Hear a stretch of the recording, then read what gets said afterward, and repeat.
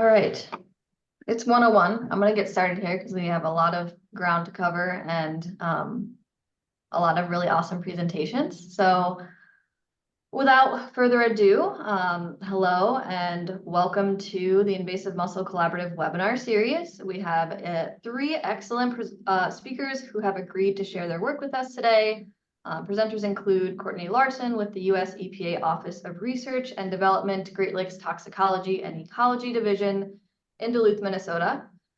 We also have Daniel Sanborn with the University of Minnesota Duluth Large Lakes Observatory, and James Dickey with the Leibniz-Institute of Freshwater Ecology and Inland Fisheries, all the way from Berlin, Germany. And they'll all be sharing their work regarding unique pathways of invasive mussel spread.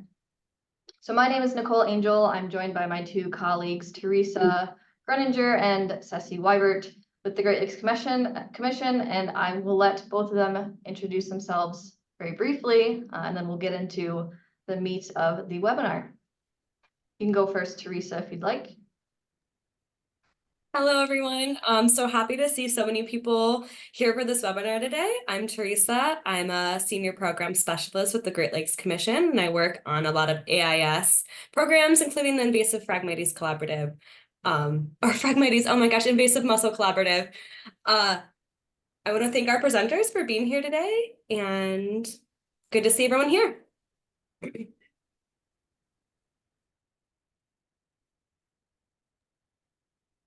Ceci, did you want to introduce yourself?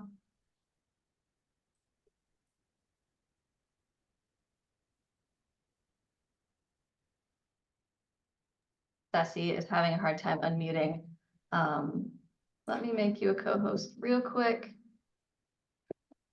I thought I already did that, but we will do that now. All right, try again, Ceci. Thanks, Nicole. Hi, this is Ceci Weibert, AIS Project Manager for the Great Lakes Commission, and stepping in very unofficially for Sam Tank, who's not able to join us today. All right, thanks, Ceci. We appreciate you being here. So on behalf of the Invasive Mussel Collaborative, we want to thank everyone for participating in today's webinar. We have lots of people from all over the country and the world. So thanks for being here. Before I turn the presentation over to our presenters, I wanted to provide some background on the Invasive Mussel Collaborative. For those who might be unfamiliar, so the collaborative convened in 2015 to identify opportunities to advance scientifically sound technology for the management and control of invasive Dreissena mussels. The Invasive Mussel Collaborative published a strategy to advance the management of zebra and quagga mussels in 2018 in an effort to reduce invasive mussels and their negative impacts. So to make progress on these goals, the collaborative established 4 work groups: the research work group, the Dreissena toxicity testing work group, the coastal site priorities work group, and most recently, the planning and implementation work group. So this the research work group is charged with coordinating existing research and developing targeted research plans and projects that address Great Lakes management priorities.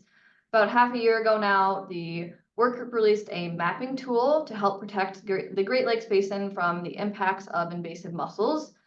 The Dreissena Project Coordination Mapper allows researchers and managers to share their work and collaborate with others for the advancement and protection of waterways from invasive mussels in the Great Lakes and beyond. So there are currently 97 research projects and 20 applied control projects from across North America in this tool. And since the mapper's debut, there have been over 5,000 views with over 3,400 in just 2023 alone. So the research work group is currently soliciting additional research and applied control projects, which can be submitted directly through the mapper. Additionally, project updates are encouraged for those existing projects that made progress since originally submitted. You can view the mapper and submit projects by following the bit.ly URL link at the top of the screen there in blue. So next I want to talk about some of the recent accomplishments of the Dreissena Toxicity Testing Work Group, who was charged with reviewing a couple of different topics, including how toxicity testing of potential control methods on mussels has been conducted across various labs, in addition to review strengths and weaknesses of different approaches and methods, and identify and make recommendations for further refining and standardizing methods, and then also developing associated guidance for use by researchers. So these studies reviewed for this work have been compiled into a table that provides a searchable collection of literature reviewed for Dreissena laboratory toxicity and open water control testing methods, and is available on the Invasive Mussel Collaborative's website. In addition, earlier this year, a manuscript detailing the recommendations was accepted for publication and can be accessed by the bit.ly URL link at the bottom of the screen there in blue. So lots of bit.ly URLs are going to be thrown at you, but we'll share those after with everyone as well. All right, moving on to the Coastal Site Priorities Work Group, who was charged with several topics, including reviewing information on where Dreissenids are impacting Great Lakes resources, evaluating site-based on this information and other criteria, and developing and implementing a system for prioritizing sites for potential management activities. So in December 2022, the work group announced the release of an interactive dashboard and map that displays nearshore data from the Coastal Site Priorities Index. The tool is called the Great Lakes Experimental Mussel Suppression Site Screening tool, and it's also known as GLIMPST. It features a dashboard and associated indices which are intended to inform future applied Dreissenid research and management activities by aiding site prioritization. The tool can also be accessed by the bit.ly URL link at the top of the screen there. All right. And finally, the Planning and Implementation Work Group is charged with developing a research and management roadmap for site and regional scale mussel control tools. In addition to that, they're charged with identifying stakeholder and funding priorities and remaining knowledge gaps to guide future Dreissenid control activities and to guide and provide input to the development of proposed projects involving Dreissenid mussel control activities. So this work group is building on the products and outcomes of the other three work groups and has developed a research and management roadmap for the site-level Dreissenid mussel control. So be on the lookout for more exciting progress from this work group over the next year. All right, I promise we're getting to presentation soon. So today's webinar is part of the Invasive Mussel Communication Network facilitated by the Collaborative. The purpose of these webinars is to facilitate learning and information sharing on topics of common interest within the invasive mussel community. So the webinar will be recorded and archived along with past webinars that can be viewed on our website. And if you'd like to learn more about the Collaborative or are interested in staying in touch with our communication network, we encourage you to visit our website and join our listserv, which you can see on the screen here. So while we strive to minimize technological issues, which I'm seeing in the chat from one of my colleagues that the Zoom is capped at 100 for some reason. I'm not sure, Teresa, maybe you can reach out to Beth real quick and see. I'm going to continue on, or maybe that's something I can change. I was gonna say that might be something you have to change as the host, but if you cannot, I will definitely email Beth. Wait 1 second.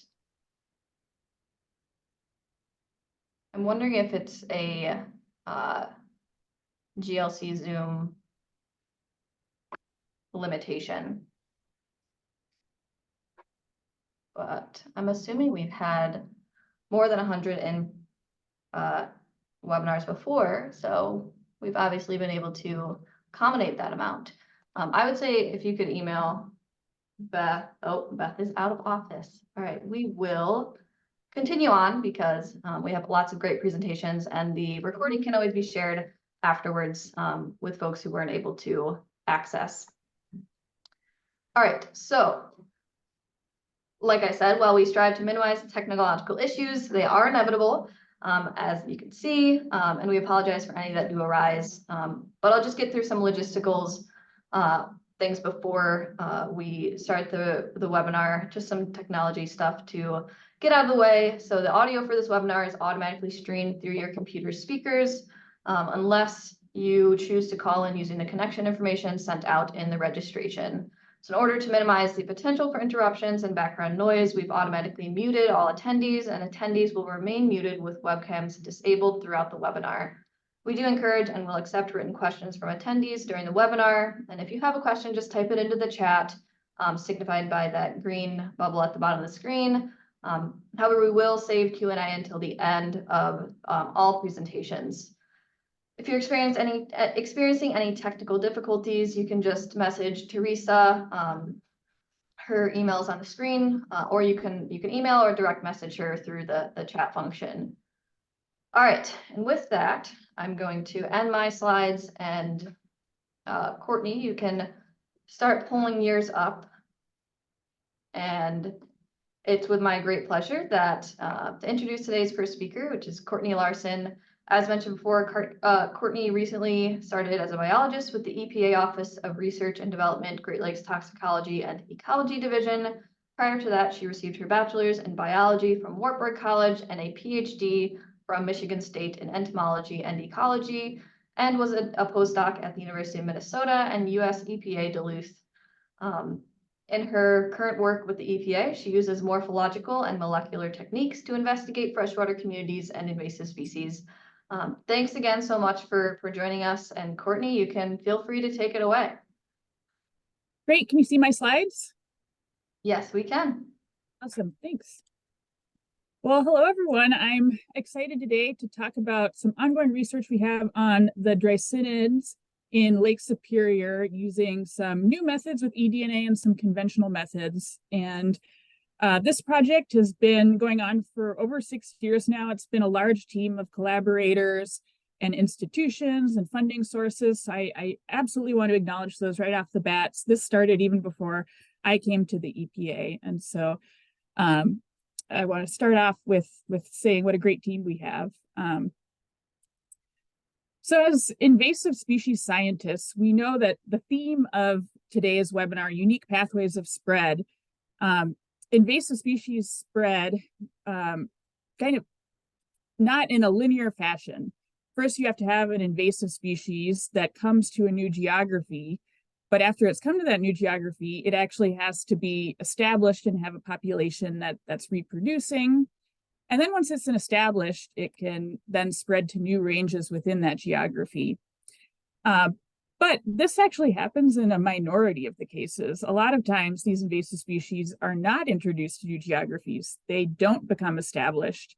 If they do become established, they don't spread. And even if they do spread, those species that are spreading in that new range, they may be able to be managed to be very small populations that aren't causing a lot of damage.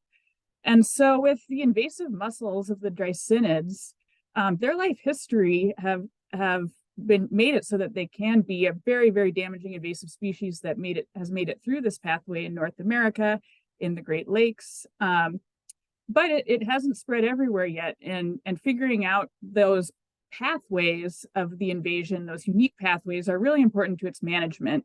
And so the research we do here monitors the Dreissenids across its life cycle, and even monitors it using eDNA. And I'm going to go into more details on that. So as you know, through this group, Dreissenids include 2 species, the zebra and quagga mussels, which are invasive to the Great Lakes and North America. But their life history makes their establishment and spread interesting because as adults, they settle onto surfaces, and they don't move. They're sedentary, but then their veligers are what disperses them into new habitats, and allows them to spread. And so there's this life cycle where you have the pelagic veligers and the benthic adults. And both of these life stages are releasing DNA, which means that eDNA could be used to detect and monitor them across this life cycle and across this spread. And these 2 species are found in the Great Lakes, but they have slightly different habitat preferences, as you know, with quagga preferring colder, deeper, and more open lake than zebra mussels. Now, where I am in Lake Superior, where I do research, we thought that Lake Superior was inhospitable to Dreissena mussels. As recently as 2017, there were publications coming out that said, we get them occasionally, There are some established populations, but in general, there's not enough calcium. It's too cold, and we're not going to have a big Dreissenid problem in Lake Superior. That said, there is a population in the St. Louis River estuary, which is an invasion hotspot, first found in 1989, that is damaging and abundant. But there have been some colonies that are small that have been found throughout the lake. One that was particularly interesting was in 2011 in the Apostle Islands. There were a few scattered adult individuals that were found. And so this started to raise some alarm bells to say, what's going on here? What is the extent of this invasion in the Apostle Islands in Lake Superior? So that study was done in 2017 and published in 2019, led by Annette Trebitz in the Journal of Great Lakes Research. And what was addressed in this study is what is the distribution and prevalence of Dreissena in the Apostle Islands. And this survey used a lot of different methods. And during this talk, since it is short, I'm not going to go into details about the methods, but what I want you to get out of these is that there are methods that target different life stages of the Dreissenids and use different methods because we know in early detection monitoring and invasive species monitoring, it's so important that we are confident with our findings and that we're getting them at really low abundances. So you'll see one of the main points I'm going to try and get across is that these methods talk to each other in order to figure out what's going on biologically. So several of these, if you'd like to know more details on the methods, they're all in the publications and they're very detailed. So these methods, during this 2017 survey of the Apostle Islands, actually didn't find any Dreissenid mussels adults, and the eDNA, which was a genus level qPCR marker at that time, all were negative at all the sites. But there were veligers that were detected, and the veligers had a really interesting spatial pattern. They found that the veligers shown in this map of the Apostle Islands were much more dense in the islands that were closest to the St. Louis River estuary. And it seemed like those veligers were more focused in those areas. In this map, the veliger density is in red, and the sites that are in blue had no veligers found. And so this led to some hypotheses about how those veligers are getting there, especially if no adults were actually found in this pretty extensive survey. And one of the main hypotheses was that this could be a transportation on the currents from the St. Louis River estuary to the Apostle Islands, because we know that that is a really large population that is releasing a lot of veligers, and the currents estimated could take about 2 weeks to get from the estuary to the Apostle Islands, which is about the life cycle that a veliger would need in order to grow and then settle to an adult. So this led to a survey 2 years later in 2019 along that South Shore pathway.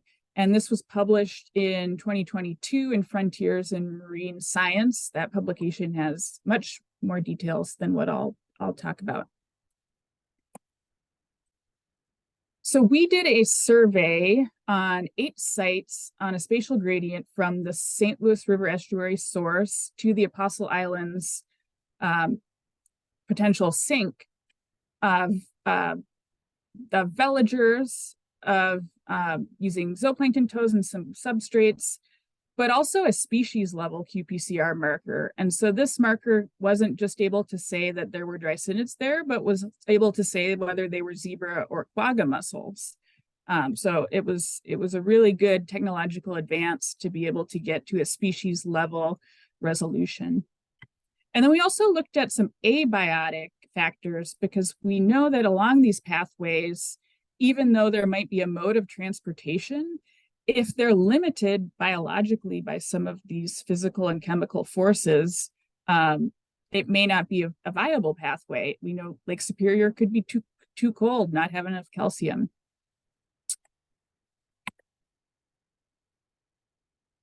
And so we did this survey over 3 different time points over 5 weeks. And what we found was that the current pattern was what we predicted, with a west to east from the estuary to the Apostle Islands during the first 2 times we sampled. But actually in the 5th week, it went the reverse way. But that actually may be interesting as to explain some of the results we saw with some of the detections. We also saw that the chemistry was right along at the threshold for veliger survival. And so there could potentially be a pathway that they could survive.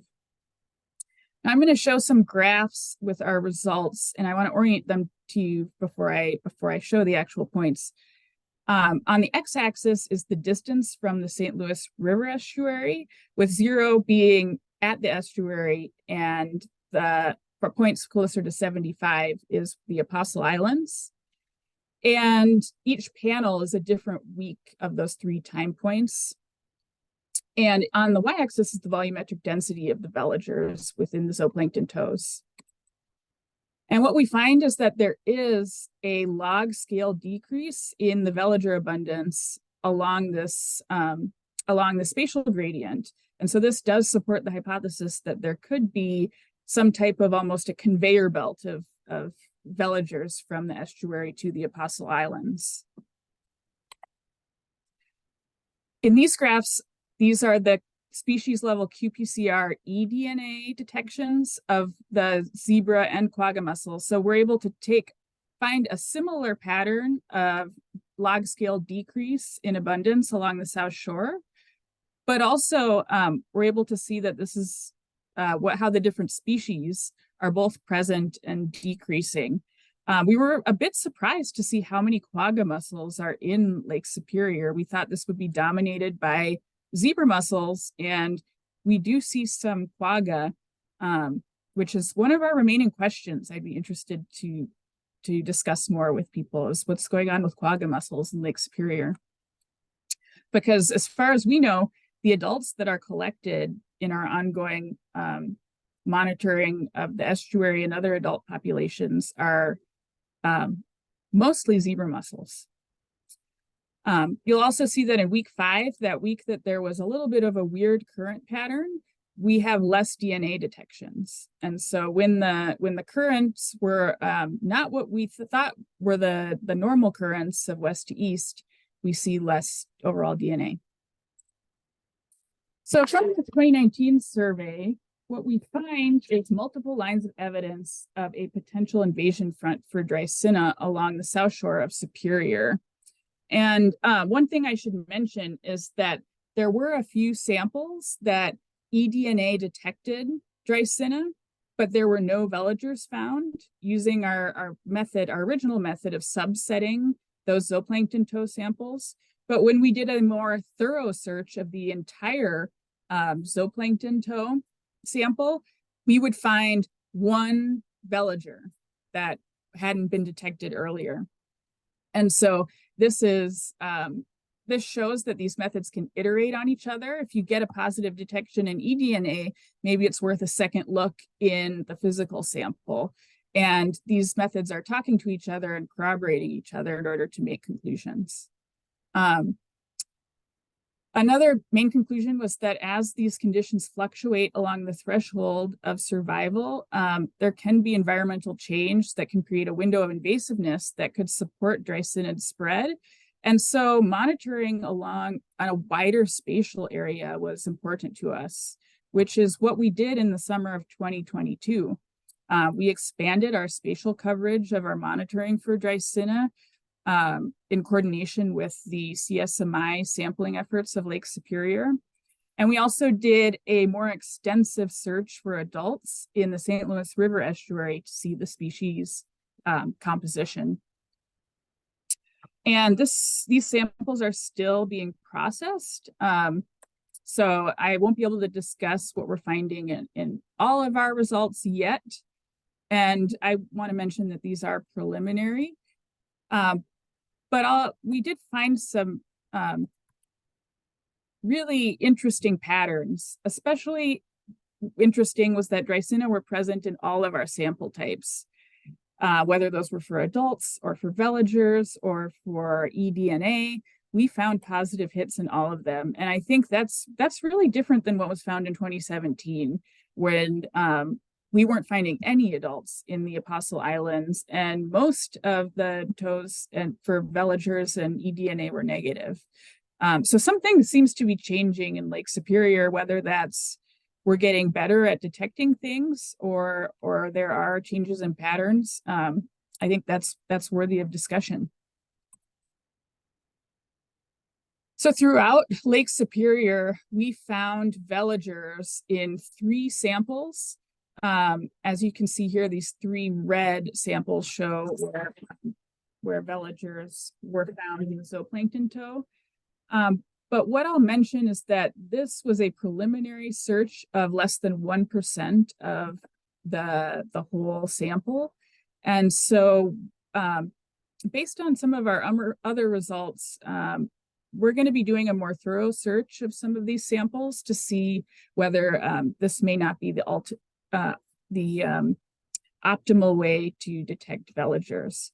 But it is interesting to see that veligers are found right in the middle of Lake Superior. There aren't any known adult colonies that are close to those areas. And so something is carrying those veligers out to pretty open lake areas. In these maps are the eDNA results. And on the top panel are for the zebra mussel marker, and the bottom panel is the quagga mussel marker. The red X's are where there was no detection. Any point that isn't a red X, there was at least a small level of eDNA found. And in some cases, these larger circles, larger and darker circles, there was a lot of eDNA found. And what you can get out of these graphs, the spatial area that we're getting a signal of Dreissena DNA in Lake Superior is pretty extensive. And the patterns that are species specific of the zebra and the quagga are different. We see hotspots of zebra in the St. Louis River estuary up in Nipigon Bay, but the quagga mussels are just east of the Keweenaw Peninsula. And so I think this warrants more investigation of species-specific surveys of the adults and trying to figure out why the eDNA signal for quagga is more extensive than we would think based on our adult surveys. And so preliminarily, like I said, these are initial results. These are samples that we're continuing to process in the lab. But preliminarily, we could say that eDNA is more sensitive than the conventional veliger searches. In order to make the veliger searches as sensitive in eDNA, you have to put much more effort into searching through a lot more sample than traditional subsampling that's done. The Glenpo method that's currently used takes a 4 milliliter subsample out of a 500 milliliter total sample. And so that isn't enough to get detection as much as eDNA is. The eDNA Dreissena signal is also widely distributed across Lake Superior. I think that this is the first survey that's shown consistent Dreissena signals as widespread as we're seeing throughout Lake Superior. And I think this is a really important result and warrants a lot further research as what's happening with Dreissena in Lake Superior. We're getting this signal in places that aren't near adult populations or where we think there are adult populations. And also we find different patterns of zebra and quagga mussels. Is this because quagga release more eDNA? Are they releasing more veligers? Or are quagga actually more abundant in the adult populations than what we're thinking? We do know that they do prefer colder habitat, deeper habitat, and Lake Superior is cold and deep. And so maybe more adult surveys are needed that are species specific. Which addresses that first question point I have here. But another question is just, yeah, how does this eDNA signal represent established populations?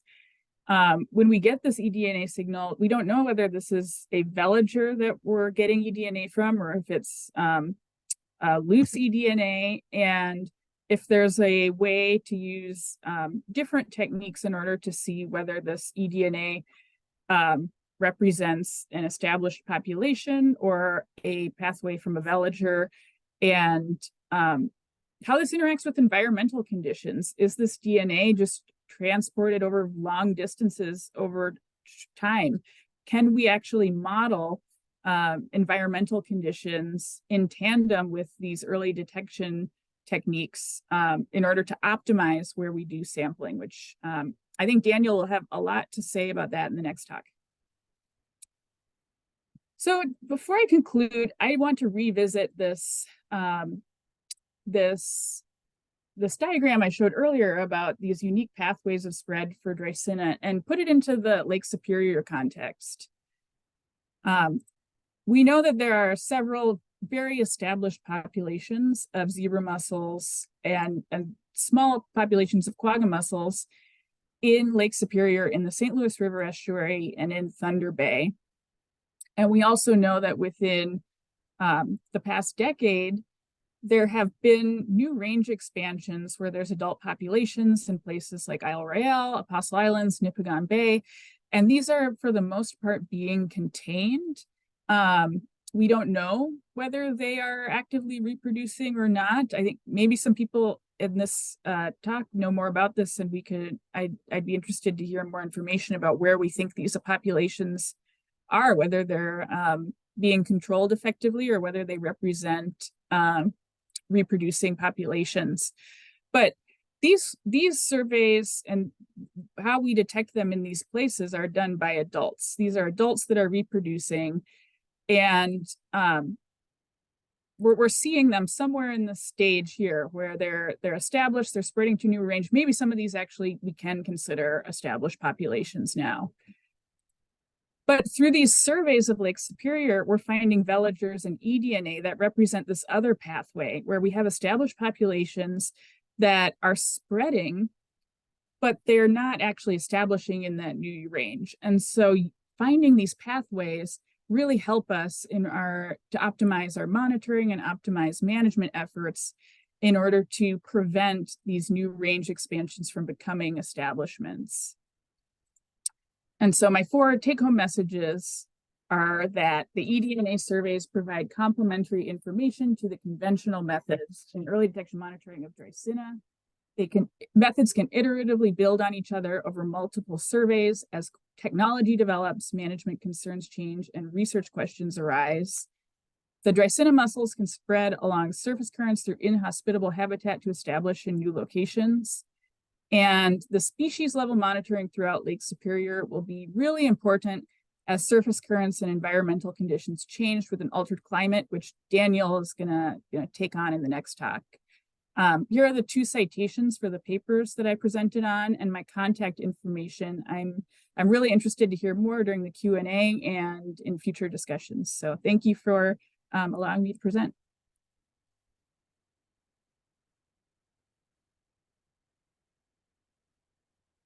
Thanks, Courtney. That was great. Really interesting stuff. For the sake of time, we're going to move right into our next presentation. Just a reminder that any questions from Courtney's presentation can be entered into the chat, and we'll answer them during the facilitated Q&A after all the presentations. So our next presenter is Daniel Sanborn. Daniel is a doctoral candidate working out of the University of Minnesota Duluth Large Lakes Observatory. He began his PhD program in fall of 2020, studying chemical oceanography and the CO2 cycle, and has continued investigating the chemical impacts of rising atmospheric CO2 on aquatic ecosystems, all while broadening his focus to examine the interaction of invasive mussels with freshwater carbonate cycling. When not in the lab, Daniel spends as much time outdoors as he can, enjoying all 4 seasons of Duluth. So thanks for sharing your work today with us, Daniel, and you can feel free to take it away. All right, I take it you can all see my screen? Perfect. Perfect. Thank you so much for the introduction, and good afternoon, everyone. I am here to talk about our favorite mussels from the perspective of lake physics and chemistry. This material is research in progress, and it's a sneak peek into projects coordinated by the investigators, the institutions you see below, and intersecting in a chapter of my doctoral dissertation. There we are. I'm coming from a background of chemical oceanography in my consideration of the many factors that affect the invasion of Dreissena mussels. While calcium and temperature as drivers of mussel habitat have deserved and received an extensive amount of attention, our research attempts to synthesize a host of other chemical and physical variables that drive mussel transport and survival in lakes big and small.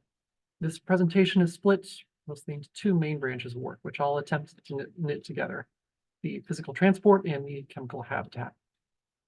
I'll start first with the physical context that sets the stage for the chemistry of mussel veliger fate and transport. This is a map of mean currents and surface waters of Lake Superior in late fall. You can see some strong conveyor belts, so to speak, of water transport, for example, from the far western arm to the Apostles and then eastward. There are also some more subtle structures, like the interplay of opposing currents and eddies set up around Isle Royal. There's also this prominent whirl just east of the Keweenaw Peninsula that encloses some doldrums at its core.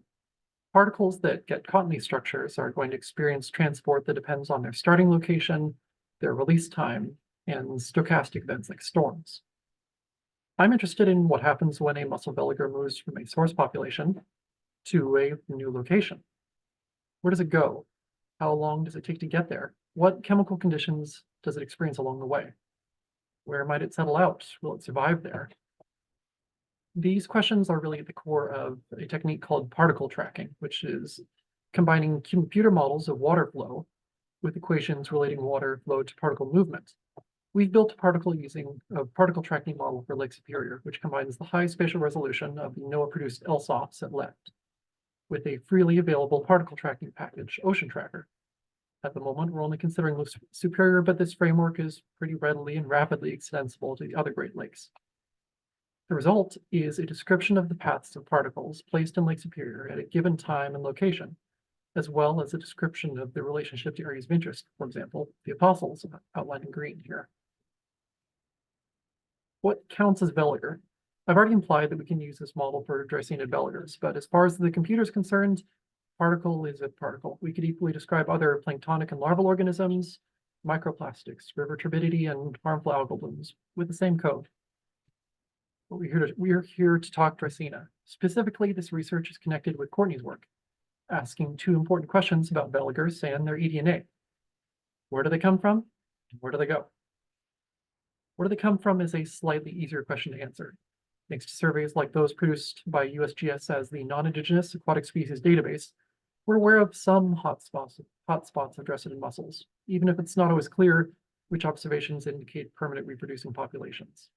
Still, given this information combined with other databases, communication with scientists and managers, and personal observations, we can pick out at least a few likely answers to where do they come from. Now to where do they go? Given a starting location and time, we can simulate the release of some number of virtual particles that begin moving due to river and lake currents. The thing is, if we release 100 particles, they're going to move in 100 different directions. This is analogous to putting a drop of ink in a river. While the river current will take the ink blot downstream, the ink also spreads out due to turbulence. This is illustrated in the experiment pictured at right, where we simulated 100 identical particles dropped simultaneously at the same point off Grand Marais. They head southwest for a few hours, but they also spread out. This is an illustration of the uncertainty involved with particle and veliger tracking using this model. Just because you know where veliger is now, there is some uncertainty in precisely where it will be tomorrow. It compounds over time. So with the model background established, we have three basic research questions and accompanying hypotheses. First, how are veligers transported? Do the currents really matter, or do they just spread out like a drop of ink? Second, where might veligers accumulate? Do some locations in and around Lake Superior receive a relatively larger delivery of veligers from source locations? Lastly, how does source location and time affect veliger fate? Will veligers from the St. Louis River end up at the same place as veligers from the Nipigon? And what chemical conditions will mussels from different areas experience along the way? We've designed a couple particle tracking experiments guided by the hypotheses at right to answer these questions.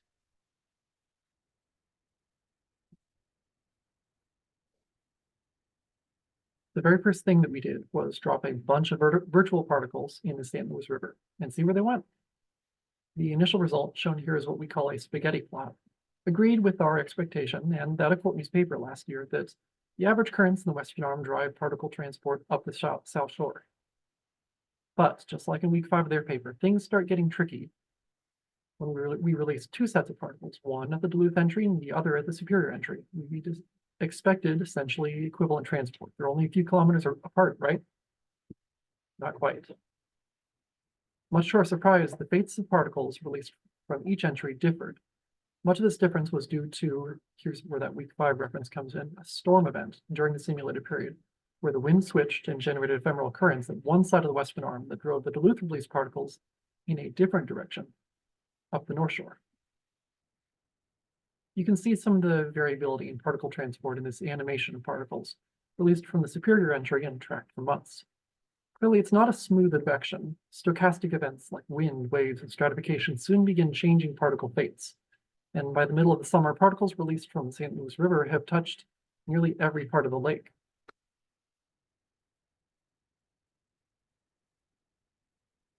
For our second experiment, we wanted to see if there are hot spots of particle accumulation, both on shore and open waters. We deposited neutrally buoyant particles evenly over the surface of the lake and allowed them to move about for a year, then counted how many particles had been beached by wave action or settled out. The result here illustrates some differences in where particles come to rest. Eastern edge of the Apostles, for example, stands out as a hot spot relative to the western side, perhaps due to slowing and spreading currents. We're not quite sure yet. From this simulation, we also counted how many particles remained in the water and where they accumulated.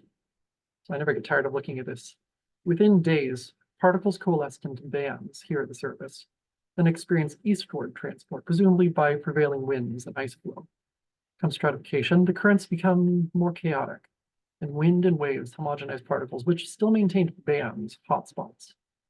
Our conclusion here is that the distribution of particles in Lake Superior is uneven, and we can identify patterns of onshore and offshore accumulation.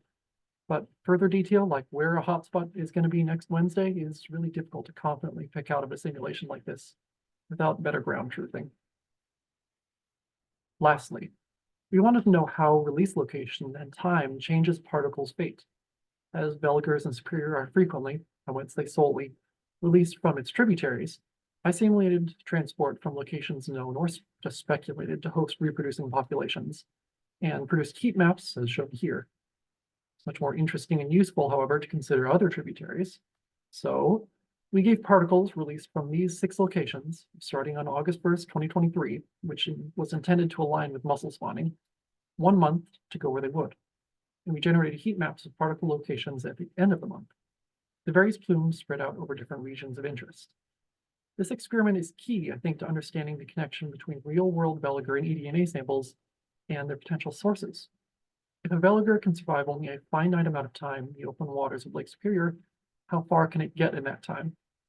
What areas are more or less hospitable? If veligers are observed to disseminate through the lake in mere months, what determines their eventual reproductive success? All very open questions. And these last points in particular lead me back to the questions of chemistry that piqued my interest in Dreissena in the first place. We've made headway into the questions, where do they come from, and where do they go, but now we have to tackle another question. Can they survive when they get there? We've known for some time that Dreissena mussels thrive within certain chemical bounds, typically expressed in terms of calcium concentration, pH, temperature, alkalinity, or conductivity. These requirements have biophysical rationale. Freshwater mussels build their shells from a mineral called aragonite, made of calcium carbonate.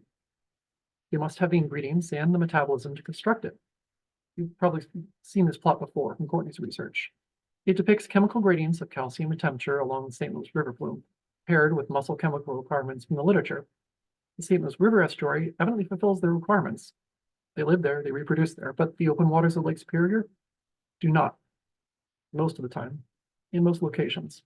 Field observations of our particle model demonstrate that veligers are carried by currents throughout Lake Superior, and especially in some locations. Their survival of this journey and their potential to colonize when they settle out will be determined by the timing of physical transport through a chemically hostile medium. Therefore, it's essential to have a better understanding of the chemical mechanism determining that survival.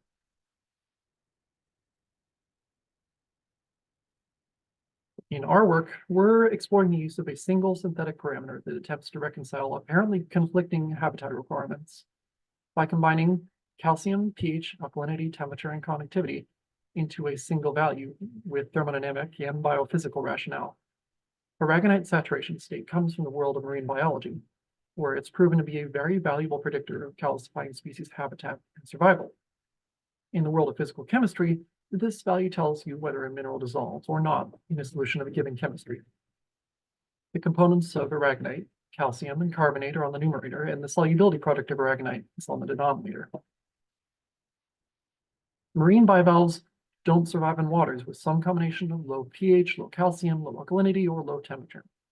Their shells literally dissolve out from around them. This has been termed death by dissolution and is clearly visible in adult bivalves exposed to low saturation state waters. We can readily calculate saturation states for calcium carbonate in the ocean, and we find that where the saturation state is beneath a certain species-specific value, bivalves die. This has been repeated many times in incubations with both adult and veliger organisms, as well as in natural experiments where upwelling events bring corrosive waters to the surface, as in the plot at right. It's notable that saturation state has proven to be a better predictor of malformation and mortality than any of its components alone. This is telling us that low calcium conditions can still support calcifiers if the pH or temperature or alkalinity is high enough or long enough. On the freshwater side of things, saturation states really haven't seen the attention that we believe they deserve. It's been made abundantly clear that Dreissena and other bivalves depend on calcium, pH, alkalinity, and temperature, but these published values can be in disagreement or at the very least nebulous. The first indication of possible saturation state dependence I saw was covariation of calcium thresholds with pH in a manner that agrees with the relationship like saturation state. Mussels don't need as much calcium if pH is high enough to increase carbonate ion levels, and vice versa. Then I stumbled across just a handful of investigations drawing a quantitative connection between mineral saturation state and mussel habitat and survival. A similar, though not as thermodynamically robust, variant of Langelier saturation was used for the two studies cited here, which both agree that there is some cutoff value beneath which calcifying bivalves, in this case, I think this was quagga and this one was golden mussels, they struggle to form or maintain their shells. The one on the left is for a selection of California lakes correlating with quagga mussel presence. So, I went back and took the data from Hinks and Mackey, which was an early demonstration of Dreissena chemical requirements. And I set their incubations on axes of calcium and carbonate as best as I could extract the chemistry from their data. And I found that Dreissena veliger survival seemed to be associated with the saturation state cutoff just below 1, which is indicated here, which is in agreement with the plot from Prescott shown just a moment ago. The red lines are the calcium requirements from Whittier et al. 2008, below which we still see veligers surviving. Unfortunately, the Hinks and Mackey paper doesn't make a very good demonstration of saturation state effects on Dreissena mussels. The carbonate chemistry wasn't well constrained. I've estimated and propagated some error bars here for what it's worth. And there's an essentially linear trend in the data, which makes it impossible to separate the driving factors of pH and alkalinity on one axis and calcium concentration on the other. We can also look to the Laurentian Great Lakes and other large lakes as a demonstration of the variability in aragonite saturation state correlated with mussel habitat. Lake Superior, at least the open waters, maintains vastly undersaturated conditions, whereas Michigan, Ontario, and Erie are generally supersaturated with calcium carbonate, which aligns with the historical prevalence of whiting events. But look at Huron, straddling the line.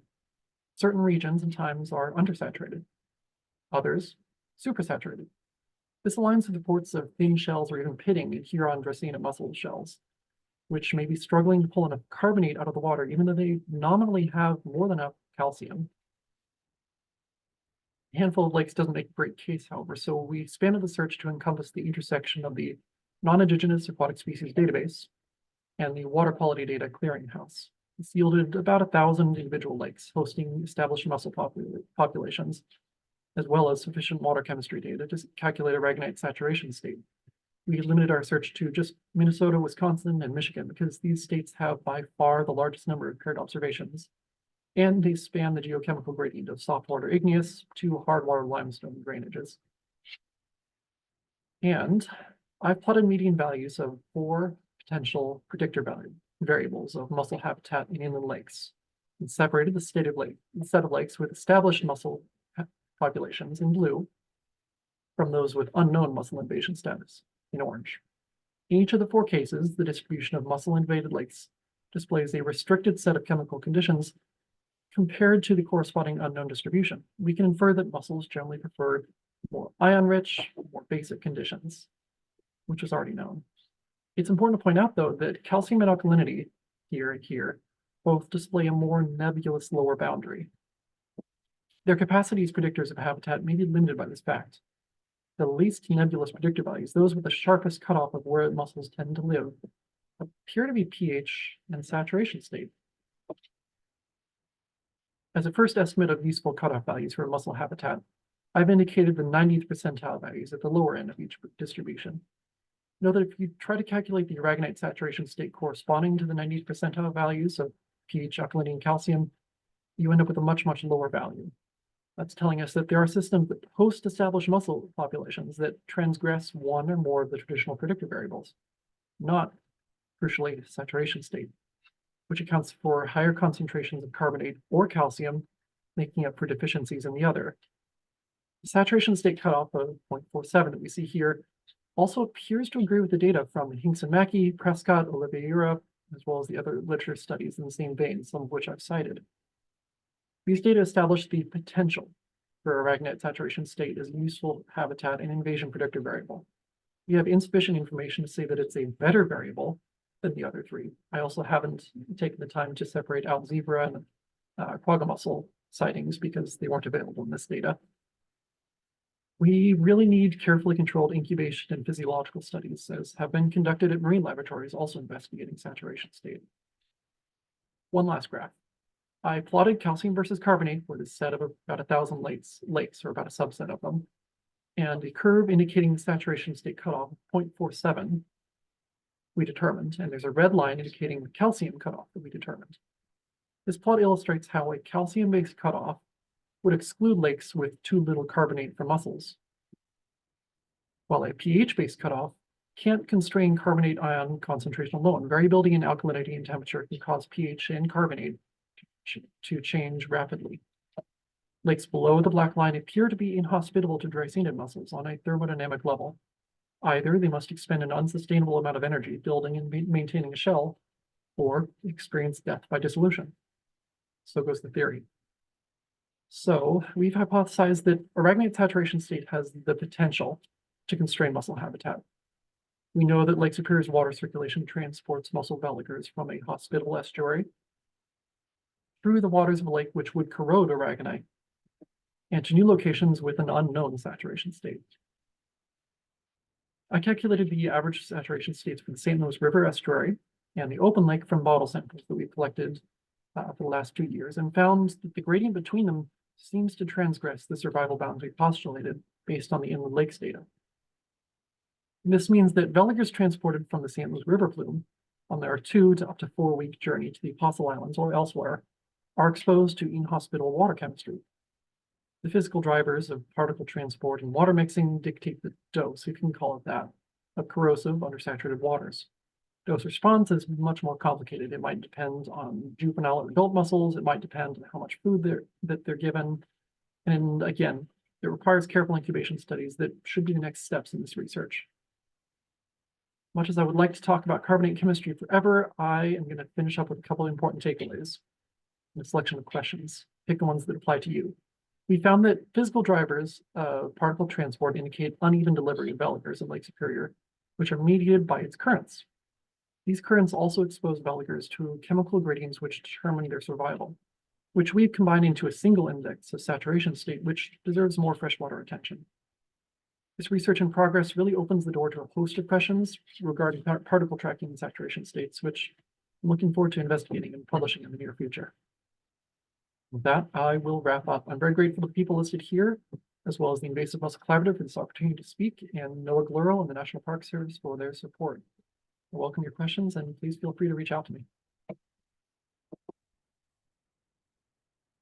That was awesome, Daniel. Thank you so much for giving us a sneak peek into what you've been working on.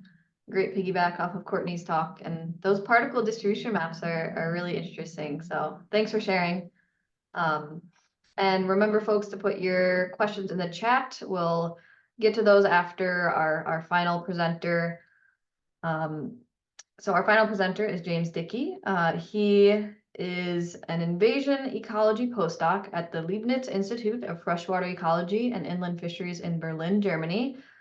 He is interested in methods of assessing the impacts of non-native species and the prediction of potential future invasive species, with a particular focus on the role played by the global pet trade.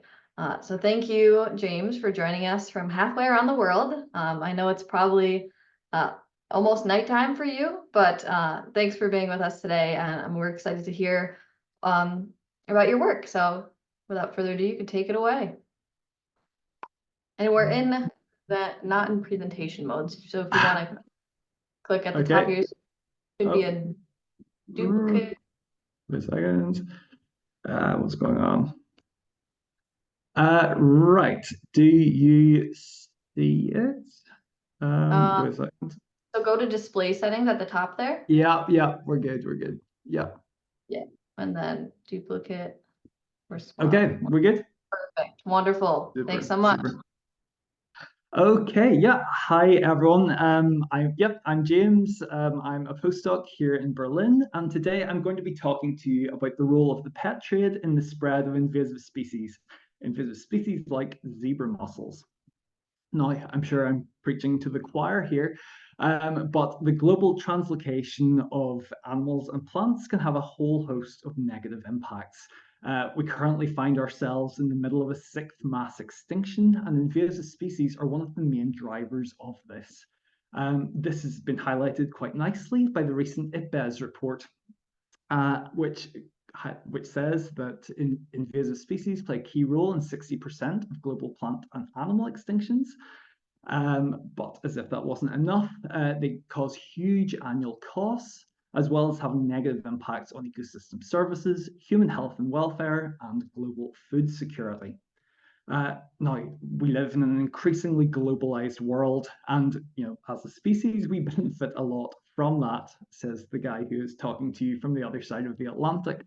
But more trade routes, more transport routes equal more non-native species arriving in novel habitats. And once invasive species establish, it can be incredibly difficult to get rid of them. I mean, sure, there are some good news stories, some excellent work being done. One I saw just from this year was the effective removal of rats from one of the Marshall Islands, and this is expected to have a whole host of positive benefits, from seabird populations rebounding to then their guano improving the nutrients in the soil, and then nutrient runoff benefiting the nearshore reef community. But you also have horror stories, the likes of which being the USA's long-running battle with the red imported fire ant. This lasted multiple decades, it cost a huge amount of money, and with the mass spraying of insecticides, there was a huge amount of collateral damage. So much so that the late great E.O. Wilson described it as the Vietnam of entomology. In short, prevention is better than cure, but for us to proactively prevent the species that are arriving in novel ecosystems, we need to understand the pathways through which they arrive. And one industry that has benefited massively from globalization has been the pet trade. And unfortunately, it is notoriously poorly regulated. Often trade names do not match recognized species names. Misidentification is very common. There are also a whole host of hybrid species in the trade. And even the methods through which pets are being bought is changing and is much harder to monitor. These informal online marketplaces often offer a fantastic way of connecting highly informed buyers and sellers, but also completely clueless buyers and sellers at both a local and international scale. Now, this wouldn't be such a problem if species releasing and species species being released and species escaping wasn't such a problem. Species quite commonly escape from garden ponds, and unwanted species, owners are often faced with a lack of don't know what to do and mistakenly think that a humane action is to release them into the wild. Now, why do pets become unwanted? And often pets are very small when you get them, and they can grow much bigger. They can become aggressive. This was summed up quite nicely with the title of this paper by Holmberg et al. But there's other things, aggression towards other pets, aggression towards owners, even just the nature of 21st century life, where people have to work long hours. Often they can't afford to look after their pets. Often they can't bring pets to new countries. Yeah, and owners are faced with a lack of options. This is more problematic because a lot of the traits which are linked with great commercial success are also linked with invasiveness. As a result, we see that the pet trade is responsible for 53% of invasive vertebrate non-native species and a third of all aquatic non-native species. And there are no shortage of case studies for this. The likes of goldfish and North American pond slider turtles have established in every continent except Antarctica. And we shouldn't underestimate the role of pop culture in the release of invasive pets. The popularity of Trichomas scripta turtles was linked to the popularity of the Teenage Mutant Ninja Turtle franchise during the 90s. Something that we also saw in the 70s with popularity of raccoons as pets with the TV show Rascal the Raccoon. A cartoon all about a boy taking in an abandoned raccoon, experiencing lots of trials and tribulations, and then in the final episode, releasing it into the wild, as if people weren't warned. We also have cats, and again, global range, but in Australia, they've been shown to kill over 1 million birds per day, as well as having major negative impacts on reptiles, amphibians, and invertebrates. Here in Berlin, we've got the North American red swamp crayfish and the marble crayfish. In the US, off the East Coast, you have the red lionfish, also released from aquarium owners. And then in Colombia, we have Pablo Escobar's adored descendants of his pet hippos, which have made themselves quite comfortable in Colombia.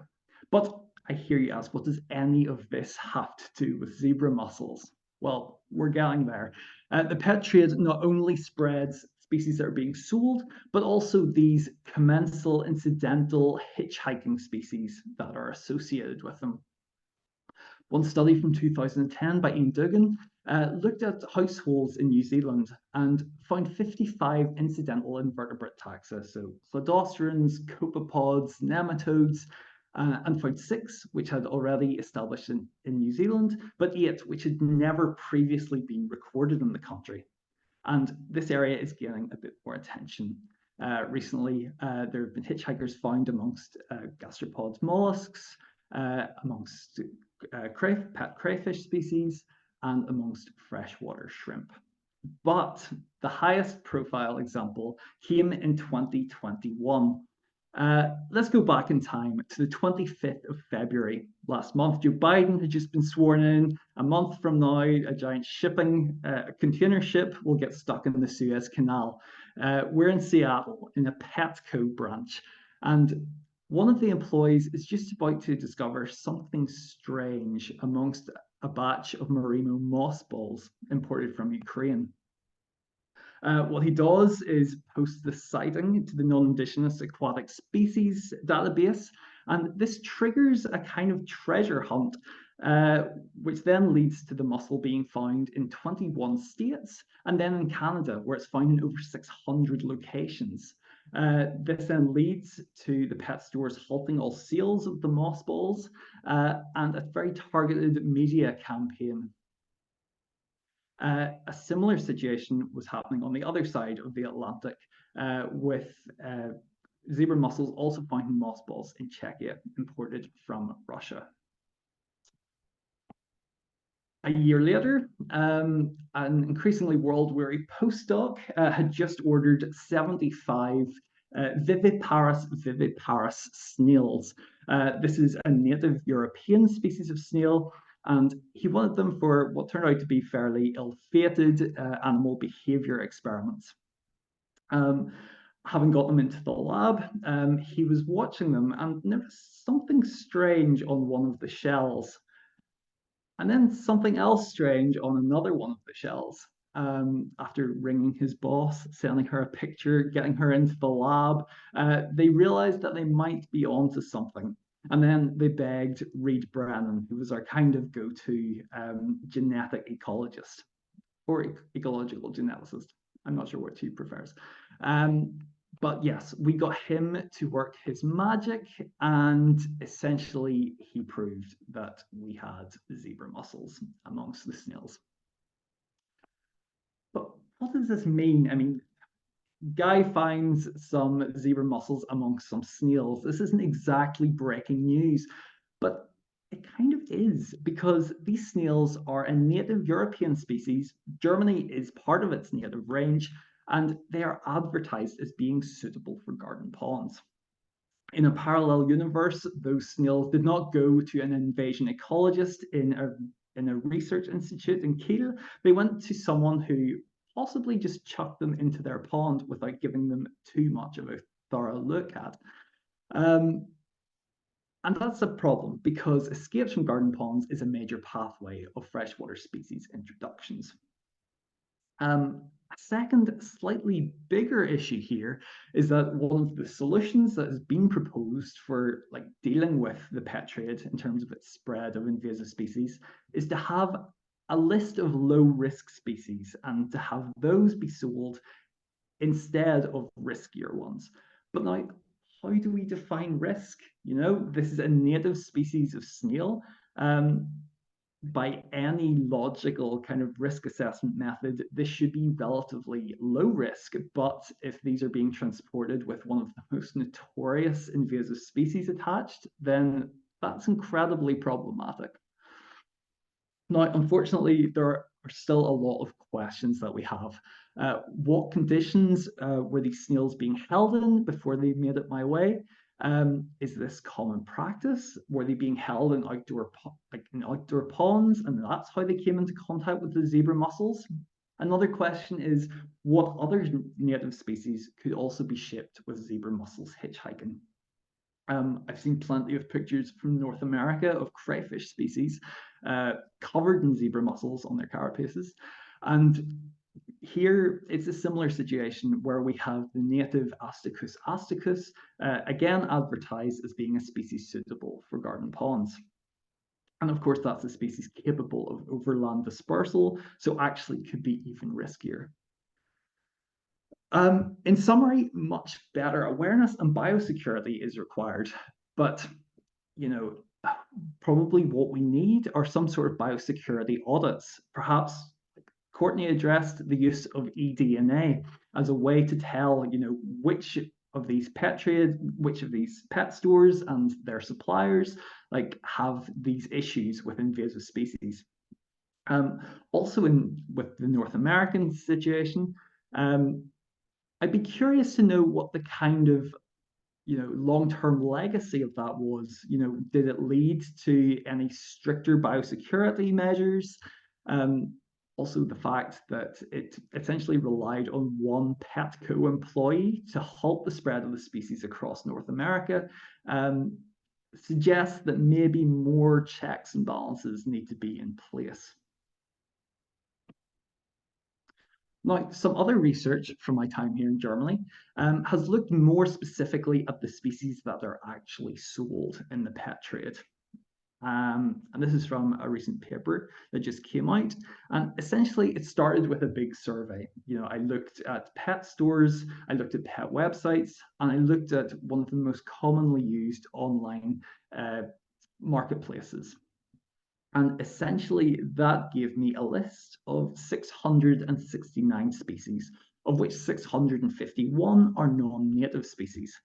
For each of the species that we were able to identify to species level, we created a risk assessment measure based on their availability, their price, and then using niche species distribution modeling, we were able to work out their niche overlap with Germany and also their niche breadth. And in terms of bivalves, one species that scored quite highly was Synanodonta woodiana. And this is the Chinese pond mussel. This is a species that has already established non-native populations in Europe and North America. And what's extra problematic is the fact that this is a species that gets pretty big, as you can see from the picture. They have incredibly high filtration rates, and their climatic tolerance is kind of amazing. One population in Poland has been found to survive winters as cold as -31 degrees. I've also given you the Fahrenheit as well. And they've been shown to survive water temperatures up to 38 degrees. Another slightly problematic one is corbicula. And typically these are sold in pet stores under the name of corbicula species, or sometimes Corbicula javanicus.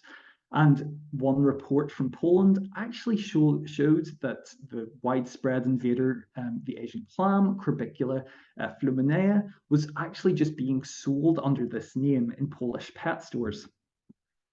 Regardless of whether the Corbicula species or Corbicula javanicus in Germany is Corbicula fluminea, these species are capable of hybridizing if released into the wild with Corbicula fluminea. So that is another source of potential concern. And yeah, finally, I will be talking in a bit more detail about this research at ICASE in May in Halifax. I don't know if anyone in the audience is going to be there, but I would be very happy to chat more about this then. Of course, if anyone has any burning questions or any interest in collaboration, do feel free to get in touch. I would also like to thank Nicole for reaching out and the Invasive Mussel Collaborative. I would like to thank all my funders. I would like to thank my bosses here in Germany, Jonathan Jeschke and Elizabeth Brisky. And of course, thank you to all in the audience for taking part. Thank you very much.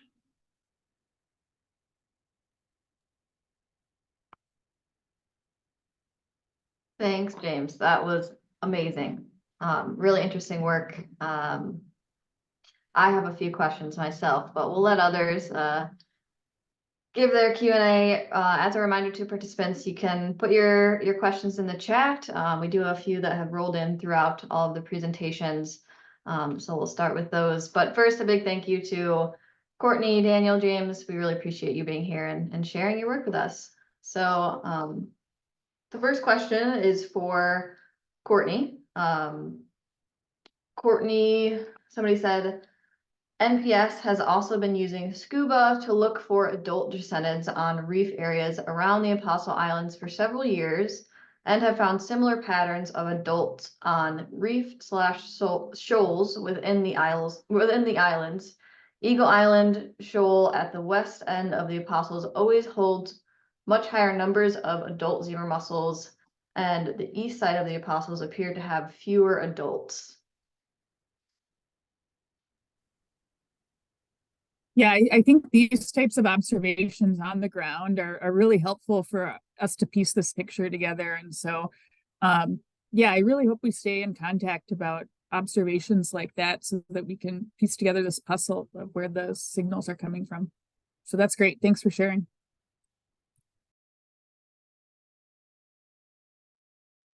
All right, our next question is for Daniel. Daniel, someone said, villagers only survive for about 14 days, so 1 month is a bit long. Any comments to that? I think another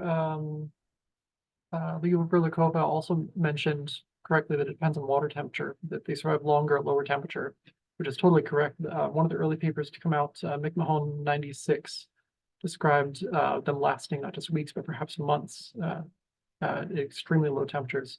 Whether they're still viable, or whether they have enough energy reserves to actually build shell after that, still unclear. But like 14 days is a hard cutoff either way. I'm sure a mussel ecologist could give a clear answer to that than I can, but these timescales are nebulous still. Yeah, that makes sense. A question for James, or maybe a comment. It says, unfortunately, pet hitchhikers are still being found here in Nebraska. We found invasive crayfish transported along with goldfish shipments from domestic suppliers. Often these were given away or sometimes even sold. The crayfish were being found in a number of US states after we put the word out. And that's from Christopher Starr. Yeah, really interesting. I guess I have a question to go off of that. Like, you mentioned having better biosecurity control in place. Like, at what level do you think that needs to be? Like, what jurisdictional level? Like, you know, national, state, that sort of thing. I'd be curious your comments on that. Yeah, no, yeah, it's really interesting, and it's kind of like, where does the responsibility lie? Because I mean, I guess you would say it should be at, I mean, a state level. I mean, here in Germany, I mean, it's obviously a very different system, but you know, each Bundesland is quite capable of acting quite autonomously. I mean, you know, for a while, Berlin was the only Bundesland that had its own official kind of crayfish fisherman, and that was to essentially deal with the problem here in terms of the red swamp crayfish and in terms of marble crayfish. So, but I guess it's tricky. I mean, here we're also kind of we're dealing with EU regulations. So it's probably not even a matter of a Bundesland or a country level, but actually at an EU level. But also it's like, you know, how do you deal with this? Like, doesn't seem to be any real regulation happening, at least no biosecurity regulation happening. Like, I assume kind of all wholesalers here in the EU are kind of within that, but you know, it's yeah, it's still very tricky. Like, you basically, there has to be some kind of audit process, and pet stores that aren't, you know, dealing with these kind of, like, dealing with biosecurity safely, yeah, there have to be like kind of issues to stop them, but I just, yeah, I don't know, it doesn't seem that much is being done. Yeah, that was sort of a loaded question, I suppose. It's really tricky, like you mentioned. It could have been, yeah, a longer Yeah. answer, but yeah, it's a bit of a mess, I think.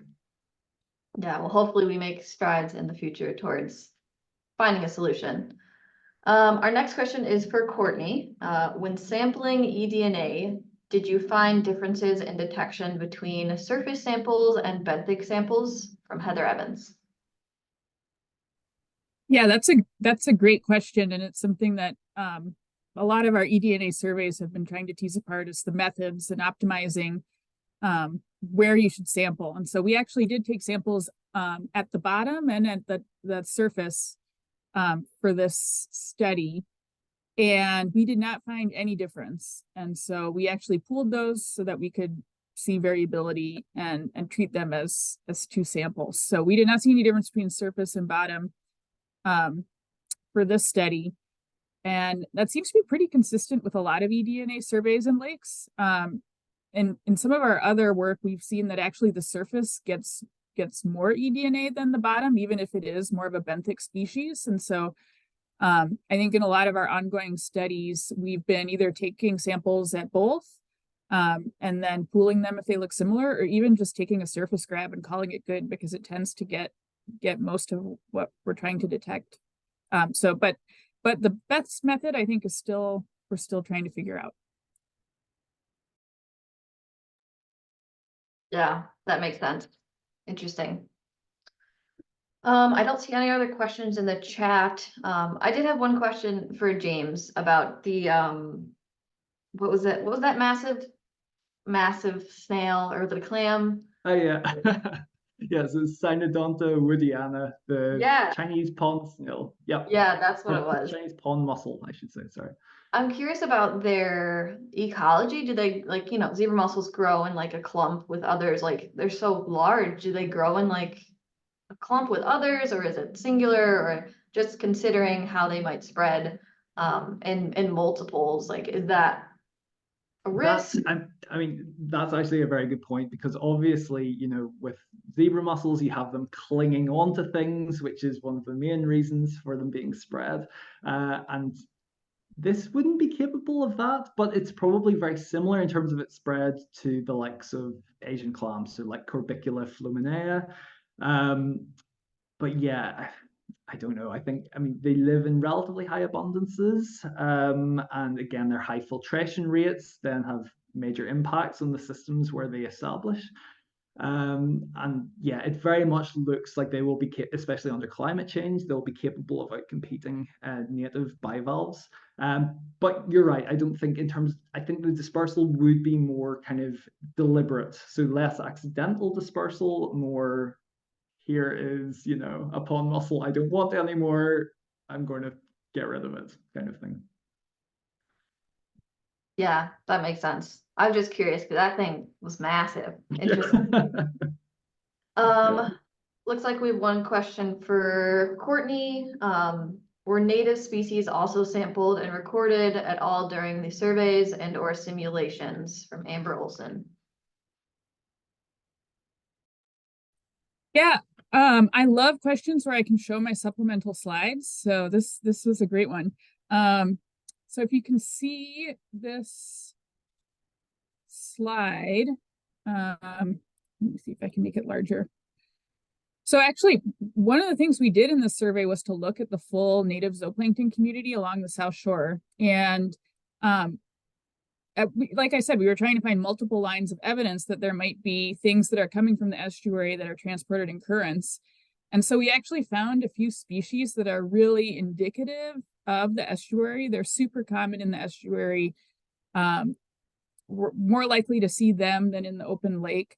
And we tracked those along with along that gradient. And we found that there's a pattern that pretty much exactly mirrors the Dreissena veligers. And so it was pretty interesting to look at those native taxa and how they're actually native taxa that are experiencing those same pressures and movements along the Great Lakes. And so we think that actually native taxa are another source of evidence, like a tool in our toolbox of seeing what these patterns are like.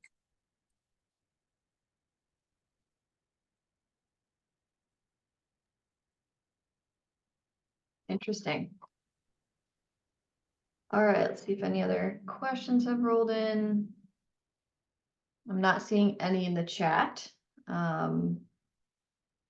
So, I mean, with that, let me just pull up my